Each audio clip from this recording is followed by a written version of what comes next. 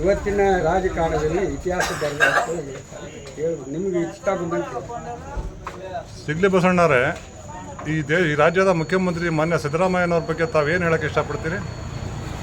ನೋಡಪ್ಪ, ಸಿದ್ದರಾಮಯ್ಯವ್ರ ಬಗ್ಗೆ ಇವತ್ತಿನ ಒಂದು ಆಡಳಿತದಲ್ಲಿ ಅವರು ನಡ್ಕೊಂಡಂಥ ಈ ಕರ್ನಾಟಕದ ಜನತೆಗೆ ಸ್ಫೂರ್ತಿ ಕೊಟ್ಟಿದ್ದಾರೆ.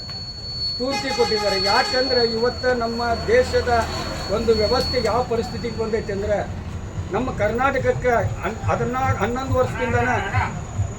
ವರ್ಷದಿಂದ ಇವತ್ತಿಗೆ ಕೇಂದ್ರ ಸರ್ಕಾರದಿಂದ ಮುಖ್ಯಮಂತ್ರಿ ಮುಖಾಂತರ ಯಾವ ಅನುದಾನ ಕೇಂದ್ರ ಕೊಟ್ಟಿಲ್ಲ ಅಂದ್ಬಿಡಕ್ಕೆ ಯಾರತ್ತೀರಿ.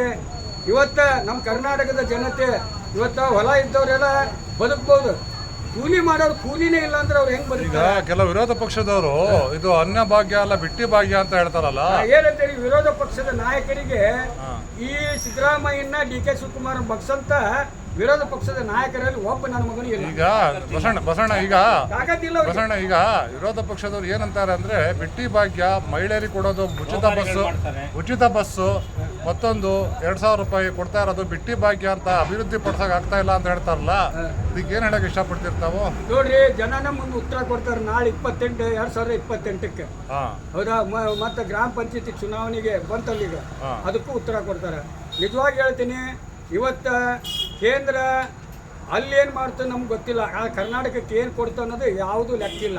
ಹೌದಾ, ಇವತ್ತು ರಾಜ್ಯದಲ್ಲಿ BJP ನರ ಸತ್ತ ಇದಾದಂಗೆ ಆಗೈತಿ. ಯಾಕಂದರೆ ವಿಜೇಂದ್ರನಿಗೂ ಆಡಳಿತ ಗೊತ್ತಿಲ್ಲ, ಅಶೋಕಕ್ಕಂತೂ ಜನರ ಬಗ್ಗೆ ಮಾತಾಡೋ.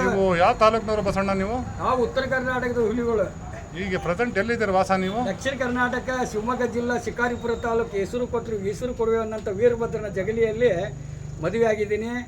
ಆ ಊರಲ್ಲಿನ ಮನೆ ಹಿಡ್ಕೊಂಡು ಈಗ ಆ ಊರಿನಲ್ಲಿ ಇದ್ದುಕೊಂಡು ಕರ್ನಾಟಕದೊಳಗೆ, ಅದು ಶಿವಮೊಗ್ಗ ಜಿಲ್ಲಾದಾಗ ಅತಿ ಹೆಚ್ಚು ಅಕ್ರಮದಲ್ಲಿ ಬದುಕ್ತಕ್ಕಂಥ ಆ ಕುಟುಂಬಗಳಿಗೆ ಸಕ್ರಮ ಮಾಡಿಕೊಡ್ಬೇಕನ್ನಂಥ ಛಲ ತೊಟ್ಟು ಇವತ್ತು ದಕ್ಷಿಣ ಕರ್ನಾಟಕಕ್ಕೆ ಬಂದೀನಿ. ತೀರ್ಥಹಳ್ಳಿ ಆಗಿರಲಿ, ಭದ್ರಾವತಿ ಆಗಿರಲಿ, ಹೊಸನಗರ ಆಗಿರಲಿ, ಸಾಗರ ಆಗಿರಲಿ, ಶಿಕಾರಿಪುರ ಆಗಿರಲಿ, ಸೊರಬ ಆಗಿರಲಿ, ಈ ಕಡೆ ಎಲ್ಲ ಇವತ್ತು ಅಕ್ರಮದಲ್ಲಿ ಬದುಕ್ತಾ ಇದ್ದಾರೆ ಕಾಡಿನಲ್ಲಿ.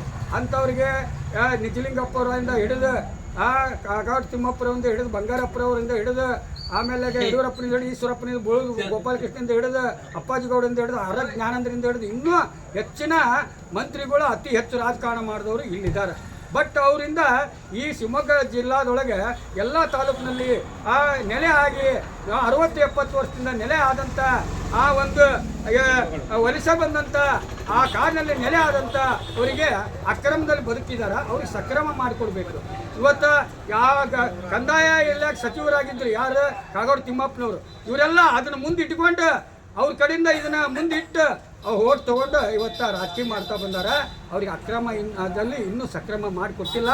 ಇವತ್ತು ನಾನು ಶಿವಮೊಗ್ಗ ಜಿಲ್ಲಾಕ್ಕೆ ಈಸೂರು ಗದ್ದಿಗೆಯಲ್ಲಿ ಕುಂತು ಹೆಂಗೆ ಯಡಿಯೂರಪ್ಪನವ್ರು ರೈತರ ಪರ ಹೋರಾಟ ಮಾಡಿದೆ ಅಂತಂದು ಮುಖ್ಯಮಂತ್ರಿ ಆದ್ರಲ್ಲ, ಹಂಗೆ ಸಿಗ್ಲಿ ವರ್ಷ ಅವ್ರಿಗೆ ಅಕ್ರಮದಲ್ಲಿ ಸಕ್ರಮ ಮಾಡಿಕೊಟ್ಟು ಈ ದಕ್ಷಿಣ ಕರ್ನಾಟಕದಾಗನ ಒಂದು ಕಣ್ಣು ಐತಿ ಸಿಗ್ಲಿಲ್ಲ ಅಂತ ತಿಳ್ಕೊಂಡು ಶರಣಿ ಹಾಕಿ ಮಾದೇವ ಇಡಗಿ ಭೀಮಾಂಬಿಕೆ ಉತ್ತರ ದಕ್ಷಿಣ ಅಂತ ತಿಳ್ಕೊಂಡು ಬದುಕೋನದೀನಿ. ನನಗೆ ಯಾವ ಆಸೆ ಇಲ್ಲ, ನನ್ನ ದೇಶನ ಆಸ್ತಿ ಅಂತ ತಿಳ್ಕೊಂಡು ಕುಟುಂಬನ ಒಂದು ಆಸ್ತಿ ಅಂತ ತಿಳ್ಕೊಂಡು ಬದುಕೋನು. ಜೈ ಹಿಂದ್, ಜೈ ಕರ್ನಾಟಕ, ಜೈ ಕನ್ನಡ, ಜೈ ಶ್ರೀರಾಮ್. ಅವ್ರಿಗೆ ಈಗ ನಾಯಕನೇ ಸಿದ್ಧಗಂಗಾ ಶಿವಕುಮಾರ ಸುಯೋಗಿಗಳು ಹೆಂಗದಾರ, ನಡೆದಾಡೋ ಗವಿ ಮಠದ ಕೊಪ್ಪಳ ಗವಿ ಸಿದ್ದೇಶ್ವರ ಅಜ್ಜಾರು ಹೆಂಗೆ ನಡೆದಾಡ್ಯಾರ, ಆ ಬಿಜಾಪುರ ಸಿದ್ದೇಶ್ವರ ಸ್ವಾಮಿಗಳು ಹೆಂಗದಾರ, ಮೂಳ್ಗೋಡ್ ಮುತ್ತೆ ಹೆಂಗೆ ಅದಾರ, ಹಂಗೆ ಸಿದ್ದರಾಮಯ್ಯಗೂ ಒಂದು ಚಾನ್ಸ್ ಐತಿ. ಆ ಚಾನ್ಸ್ ಹೆಂಗೆ ದೇವರಾಜ ಅರಸಿಗೆ, ನಾಲ್ಮುಡಿ ಕೃಷ್ಣರಾಜ ಒಡೆಯರಿಗೆ, ಇವ್ರಿಗೆ ಹೆಂಗೆ ಅವ್ರ ಕಾಲದಾಗ ಅವ್ರು ರಾಜರಾಗಿದ್ರು. ಅವ್ರ ಆಡಳಿತ ನಿಮ್ಗೆ ಏನು ಇಷ್ಟ ಆಯ್ತಾ? ತುಂಬ ಇಷ್ಟ, ಬಡವರ ಆದಾಯ.